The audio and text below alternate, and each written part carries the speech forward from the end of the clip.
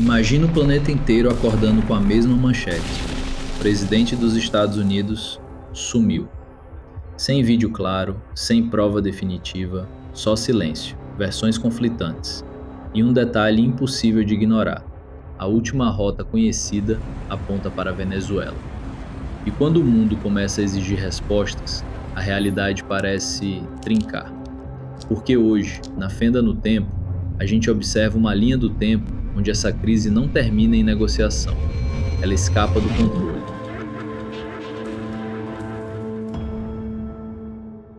No episódio de hoje, na fenda no tempo, a rachadura na realidade abre numa época que parece igual à nossa, mas com uma diferença decisiva.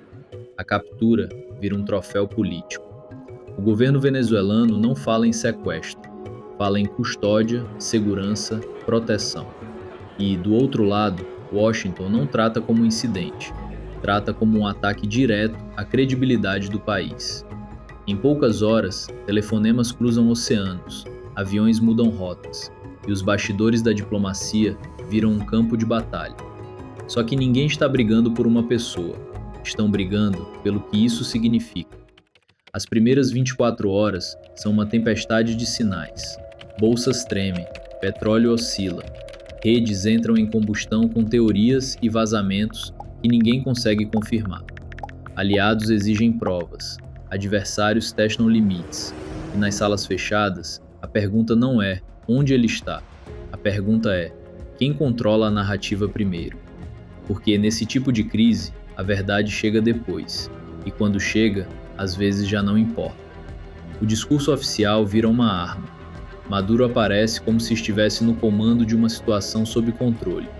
Do outro lado, porta-vozes dos Estados Unidos sobem ao pódio com frases calculadas, sem detalhes, sem margem para fraqueza. E o público, assistindo de longe, só vê sombras, cortes de câmera, microfones, corredores, reuniões. Sem provas claras, cada lado constrói um mundo inteiro em cima de meia frase. E quanto mais a tensão cresce, mais difícil fica voltar atrás sem parecer derrotado. A escalada começa limpa: sanções, bloqueios, restrições, congelamentos, acordos desfeitos. Portos desaceleram, cadeias de abastecimento travam. Na prática, a vida comum começa a sentir o peso antes de qualquer soldado aparecer. E isso alimenta mais instabilidade, mais desespero, mais decisões apressadas. Porque crise política, quando dura tempo demais, vira crise social. E crise social vira gatilho. A América Latina tenta não ser engolida pela onda. Fronteiras lotam. Aeroportos mudam protocolos. Governos convocam reuniões de emergência. Ao mesmo tempo, ninguém quer comprar briga com um gigante, nem bancar silêncio diante do caos. E o medo se espalha rápido. Não só medo de guerra, mas medo de colapso, de desabastecimento, de fuga em massa. Nessa linha do tempo, o continente inteiro vira um tabuleiro, com gente real nas casas, nos ônibus, nas filas. Quando o relógio aperta, surgem coisas que nenhum governo confirma. Falhas em sistemas, apagões localizados, ataques digitais, operações inexistentes. As pessoas só veem o efeito: bancos instáveis, serviços fora do ar, ruído de informação em todos os lados. E a verdade é que, nessa fase, ninguém quer vencer do jeito certo. Querem vencer rápido. Porque quanto mais o tempo passa, mais caro fica recuar. Então chega o momento em que a diplomacia para de parecer diplomacia. Um prazo é definido, uma exigência é colocada, um ultimato aparece, mesmo que ninguém use essa palavra em voz alta. E aí a crise vira um jogo de nervos. Se um lado cede, perde poder. Se o outro insiste, corre o risco de explodir tudo. E no silêncio dessas horas, o planeta inteiro prende a respiração, porque todo mundo entende a mesma coisa: o próximo passo pode ser irreversível.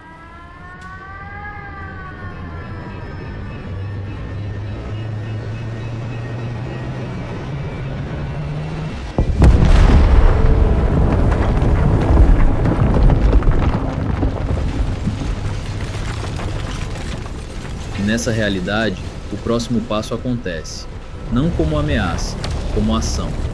Um clarão no horizonte transforma a noite em dia por um segundo.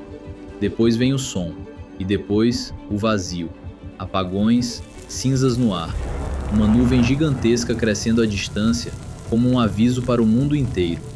Sem precisar mostrar nada de perto, dá para entender a escala. A infraestrutura colapsa, estradas travam, evacuações começam, a comunicação vira ruído.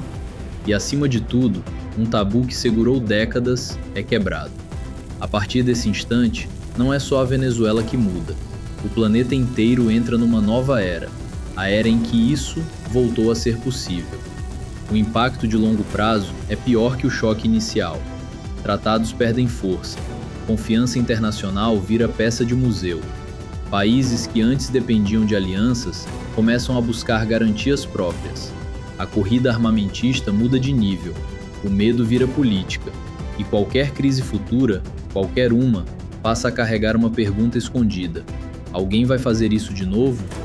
É assim que uma decisão em dias reescreve décadas. E esse foi mais um episódio da Fenda no Tempo, um detalhe fora do lugar, e o futuro inteiro nasce com outra cara.